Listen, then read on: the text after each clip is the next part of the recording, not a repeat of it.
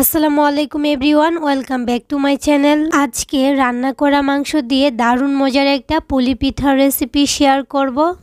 আজকের এই রান্না করা মাংসের পুলি পিঠাটা দেখতে যতটা সুন্দর আর আকর্ষণীয় হয়েছে, খেতেও কিন্তু মাশাআল্লাহ অনেক বেশি মজা হয়েছে। এই পিঠাটা উপরটা হয় অনেক বেশি ক্রিস্পি আর ভিতরটা জুসি আর সফট। একদম কম উপকরণে সহজ রেসিপিতে শেয়ার করার চেষ্টা করছি। আশা করছি আপনাদের কাছে অনেক বেশি ভালো লাগবে আর সহজও লাগবে। তাহলে চলুন আর কথা না বাড়িয়ে ভিডিওতে একটা লাইক দিয়ে চ্যানেলটাকে সাবস্ক্রাইব করে শুরু করি আজকের নতুন ভিডিও। প্রথমে চুলায় একটা প্যান বসিয়ে দিয়েছি আর তার মধ্যে দিয়ে দিচ্ছি 2 কাপ পানি, সেই সাথে দিয়ে দিচ্ছি হাফ চা চামচ লবণ। এখন এই পানিটাকে বলক আসার আগ পর্যন্ত অপেক্ষা করব। পানিটা যখন ফুটে উঠছে তখন এখানে দিয়ে দিব 1.5 কাপ ময়দা। আজকে পিঠাটা ময়দা দিয়ে তৈরি করব, চাইলে আটা অথবা চালের গুঁড়ি দিয়েও তৈরি করা যায়।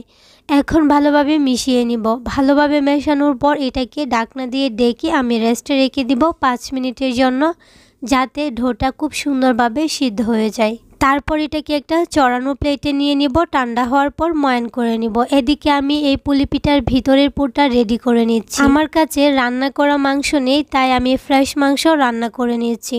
প্রথমে 1 টেবিল চামচ তেল দিয়ে দিচ্ছি একটা প্যানে। তারপর এখানে দিয়ে দিচ্ছি 1 চিমটি পরিমাণ জিরে।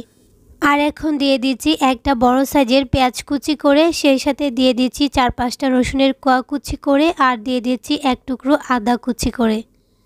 এখন এগুলাকে ভেজে হালকা নরম করে নিব, একদম গোল্ডেন ব্রাউন কালার করব না। যখন হালকা নরম হয়ে আসছে তখন এখানে আমি কিছু গুঁড়া মশলা অ্যাড করব। দিয়ে দিচ্ছি হলুদের গুঁড়া, দিয়ে দিচ্ছি লাল মরিচের গুঁড়া, সেই সাথে হলুদের গুঁড়া, জিরার গুঁড়া, গরম মশলার গুঁড়া, আর দিয়ে দিচ্ছি স্বাদ মতো লবণ। দিয়ে এগুলোকে ভালোভাবে মিশিয়ে নিচ্ছি। এই মশলাতে আমি প্রথমে পানি অ্যাড করব না। কিছুক্ষণ নেড়েচেড়ে মেশানোর পর এখানে আমি আগে থেকে কুচি করে রাখা মাংসটা দিয়ে দিচ্ছি।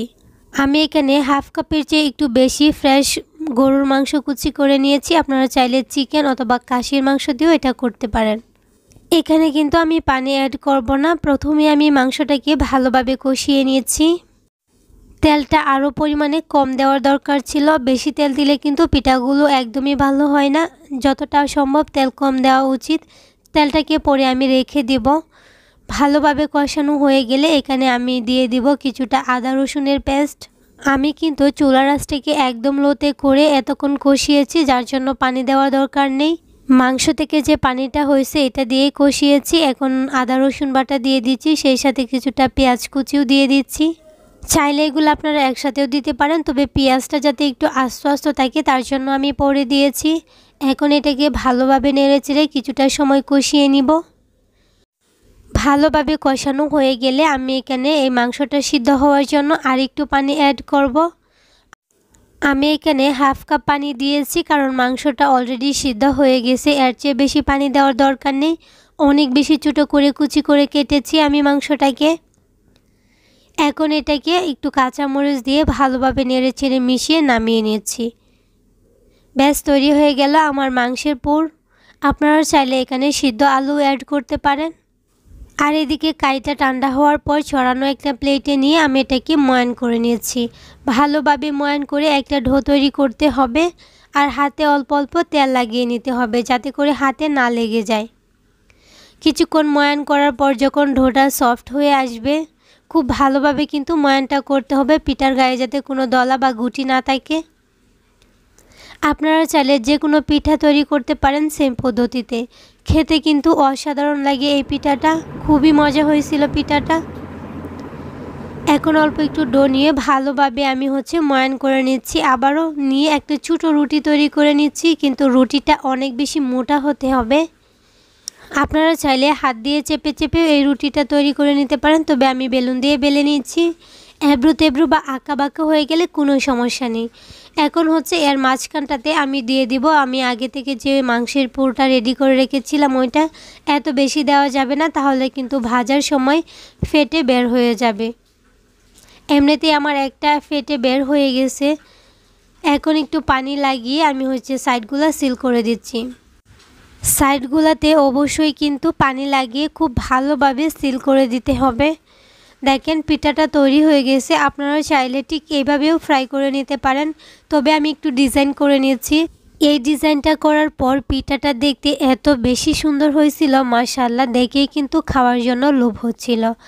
এই ডিজাইনটা করতে কিন্তু বেশি একটা সময় লাগে না, খুব কম সময়ে সহজে করা যায়। মেহমান আসলে আপনারা চাইলে কিন্তু এভাবে একটু ডিজাইন করে দিতে পারেন, তারা কিন্তু খুবই খুশি হবে আর আপনার প্রশংসাও করবে।